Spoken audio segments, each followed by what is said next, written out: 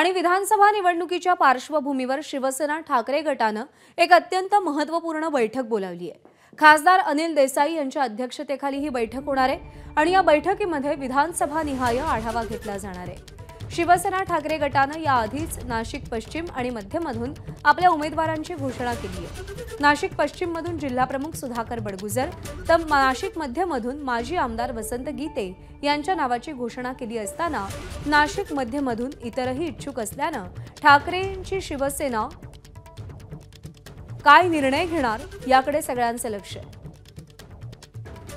मुकुल कुलकर्णी आपले प्रतिनिधी आपल्या सोबत आहेत। मुकुल, 2 जागा पण इच्छुक उमेदवारांची जंत्री मात्र मोठी आहे आणि त्या संदर्भात बैठकीचं आयोजन करण्यात आलंय। काय अपडेट्स आहेत?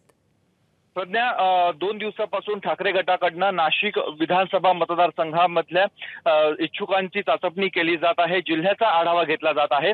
आज शहरातल्या मतदारसंघांचा आढावा घेणार आहेत।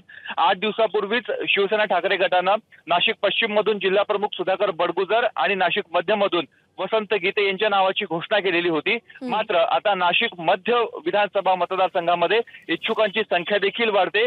माजी स्थायी समिती सभापती संजय चव्हाण यांच्यासह अनेक जण नाशिक मध्यमधनं इच्छुक आहेत। त्यामुळे आज ज्या मुलाखती होणार आहेत इच्छुकांच्या, त्यामध्ये आता काय निर्णय होतो हे बघणं अत्यंत महत्त्वाचं आहे। त्याचबरोबर नाशिक मध्य विधानसभा मतदारसंघामध्ये घटक पक्ष असणाऱ्या काँग्रेस आणि राष्ट्रवादी काँग्रेस यांच्यामधनं देखील इच्छुकांचा भरणा जास्त आहे। त्यामुळे एकूणच ठाकरे गट आणि त्याचबरोबर महाआघाडी समोर मोठा पेच निर्माण झालेला आहे। आता यावर महाविकास आघाडीचे नेते कसा तोडगा काढतात हे बघणं अत्यंत महत्त्वाचं आहे।